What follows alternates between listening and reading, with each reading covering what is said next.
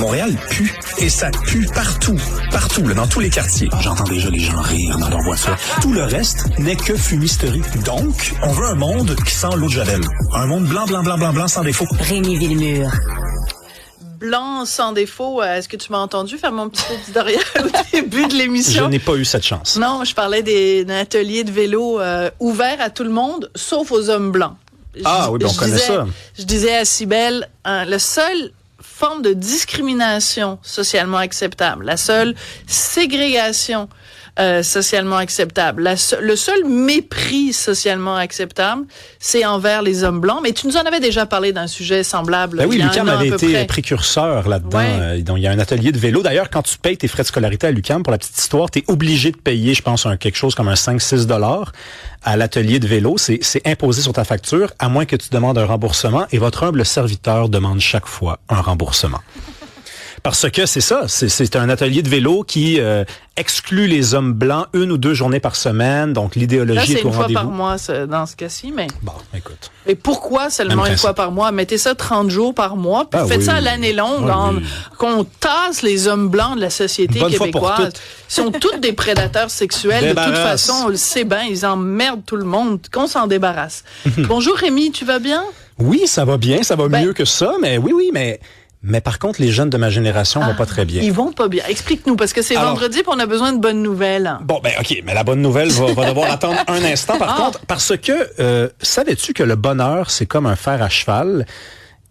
Bon, il y a des gens qui habitent en ville quand même qui nous écoutent. Je vais vous expliquer. Le bonheur, c'est comme un U. Si vous avez jamais vu un fer à cheval, je vous explique. Quand vous naissez, et là, en fin de semaine, regardez un bébé, vous allez voir, j'ai raison. C'est le bonheur total, c'est vraiment l'euphorie. Et là, arrive l'adolescence, on est quand même encore plus heureux que quand on a 30-40 ans, mais on commence à descendre. Et là, normalement, parce qu'il y a des chercheurs qui étudient le bonheur de plein de façons depuis des décennies, et ils en sont toujours arrivés à cette conclusion-là. Plus vous vieillissez, entre 0, par exemple, et 30 ans, plus ça descend. Et là, quand arrive 40, 50 ans, c'est le creux, et là, ça remonte après. À partir de quel âge? Vers la fin de la cinquantaine, quand la retraite s'approche. Pointe le bout du nez. Donc, ça a toujours été comme ça. Depuis qu'on étudie le bonheur. Mais là, ça a changé. Il y a une étude américaine qui a été menée sur 200 000 personnes. Écoute, là, pas 8 personnes, là. Pas 800 non plus. 200 000. Issus de 22 pays différents. Et on a remarqué ceci, les 18 à 29 ans, ne sont plus plus heureux que les 30 à 39 ans et les 40 à 49 ans. Non. Ils souffrent d'éco-anxiété? Alors, il y a plusieurs explications, là. Je vais t'en nommer quelques-unes, mais tu m'as devancé. C'en est désolé. une. Ben non, mais c'était quand même assez prévisible. Parce que tu m'as envoyé un lien avec un texte et j'ai pas eu le temps de lire le texte. Je me suis dit, je vais juste lui poser des questions comme un auditeur. C'est mon travail. Une auditrice, en fait. Non, mais ça fait partie des explications. Même si je ne crois pas à cette explication-là, il y a une étude de l'ESG solide qui a été faite là-dessus. Les jeunes votent vert, mais sont prêts à faire moins de sacrifices que leurs parents pour l'environnement. C'est quoi l'ESG? L'École des sciences de la gestion de l'UQAM. Donc, voici les explications qui démontrent que les jeunes, aujourd'hui, sont moins heureux que leurs parents. Alors, j'écoute.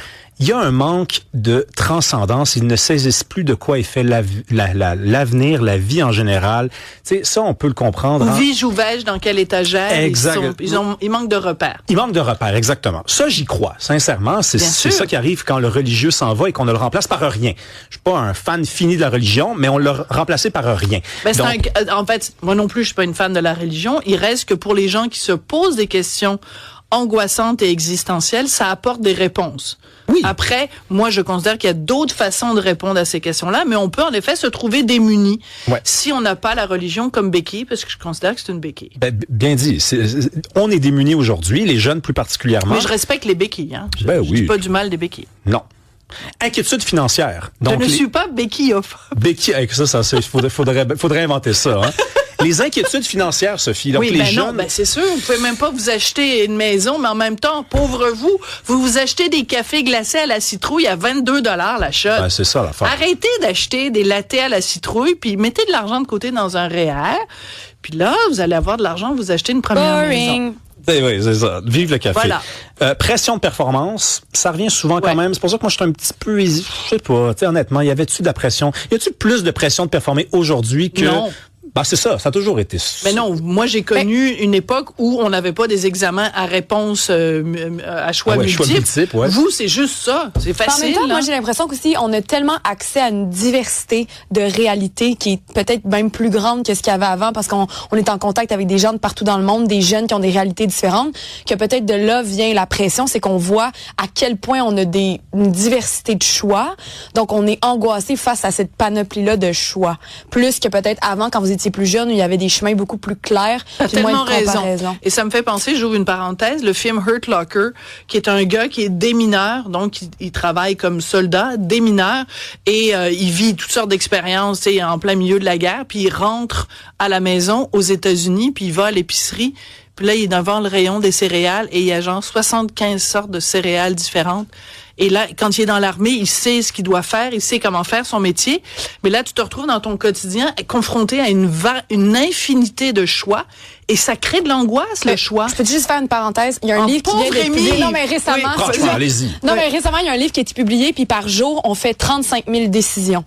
Mais des affaires niaiseux. Ça peut être autant vraiment, tu prends des choix dans ton travail que je vais à gauche, je vais à droite, je fais ça, 35 000. Ben, ça crée en effet de l'angoisse. Ben, c'est pour ça qu'on dit que le bonheur est dans les petites choses, que c'est dans la simplicité. Tu sais, l'exemple que tu viens de donner des boîtes à céréales, c'est vrai, on pense qu'on va être plus heureux parce qu'on a plein de choix, puis finalement, non. Autre élément qu'on nous propose. C'est passionnant comme sujet. Vas-y, continue. On nous dit que les jeunes de 18 à 29 ans ont le sentiment, davantage que leurs parents, que le monde s'effondre. Là, vraiment, je décroche. Parce que faut vraiment pas connaître l'histoire pour penser que les jeunes qui grandissent aujourd'hui ont un sentiment particulier là, que le monde va s'effondrer. Je regrette, mais quand on était dans les années 70, il y avait quand même quelque chose comme la guerre froide. Là. Dans les années 60, même chose. Il y avait le mur de Berlin. Le mur de Berlin, la guerre du Golfe. La Deuxième Guerre mondiale, on pourrait remonter. Non. Les camps de concentration, c'est pas rien. Si Trump est la plus grande angoisse, il faudrait relativiser parce que c'est pas... Moi, je pense que c'est beaucoup une médiatisation des problèmes. Alors, décrochez de votre cellulaire, arrêtez de vous gratter le bobo tout le temps, puis là, peut-être que vous allez pouvoir aussi replacer les choses dans une perspective historique. Mais tu sais, je réalise en lisant tout ça, Sophie et Cybèle, que c'est un choix, le bonheur, vraiment. Parce qu'on nous dit aussi la solitude. Ça, c'est un des éléments qui démontre, en fait, qui justifie le sentiment comme ça de malheur et de déprime des jeunes. Et là, on nous dit que 30% de moins de jeunes vont manger entre amis qu'il y a 20 ans. Ouais. Ça, c'est triste. Que c'est On nous dit que la quantité de jeunes qui voient leurs amis quotidiennement en dehors de l'école, ça a été réduit de moitié depuis les années 90. Là, je lis tout ça et je me dis, mais c'est un choix. C'est un choix, le bonheur. Tu sais, tu choisis de rester à la maison. Est-ce que je peux, tu as commencé cette chronique en disant, d'ailleurs, moi, je fais toujours des petits dessins pendant les entrevues. Tu as dit, le bonheur, c'est comme un U. Un U. Ben là, j'ai dessiné un U, puis là, j'essayais de voir où j'étais dans le U. En tout cas, bref. Mais je finirais donc avec une autre comparaison. Le bonheur, c'est comme le sucre à la crème. Quand t'en veux, tu t'en fais. Donc, de la même façon qu'on peut se faire du malheur, qu'on peut se faire de la victimite, qu'on peut se gratter le bobo, on peut se faire du bonheur aussi. Ben, tout à fait. Puis le bonheur, c'est pas un U, c'est un O aussi. Parce que ça descend et ça remonte. Par contre, ça prend une bonne poussée. Ça prend une bonne poussée. Ça prend de la volonté. Oui. C'est toi qui peux te pousser dans le cul un petit peu, là. Hein? Je veux dire, c'est pas les gens. Les gens ont pas d'affaire à travailler pour ton bonheur. C'est toi qui travailles pour ton bonheur. Mais ça s'appelle responsabiliser les gens. D'ailleurs, c'est un mot qui est revenu beaucoup dans la discussion depuis le début de l'émission. Merci beaucoup pour cette excellente réflexion, Rémi Villemur. Merci, Cybèle, d'avoir été à mes côtés pendant toute la semaine, sauf une journée où t'étais pas là, méchante, vilaine. La semaine prochaine, j'espère que tu vas être avec moi pendant 5 jours. Merci beaucoup, Cybèle. Merci à vous d'avoir été là. Merci à Hugo Veilleux, toujours présent avec moi, même si maintenant on est isolé au 3e étage.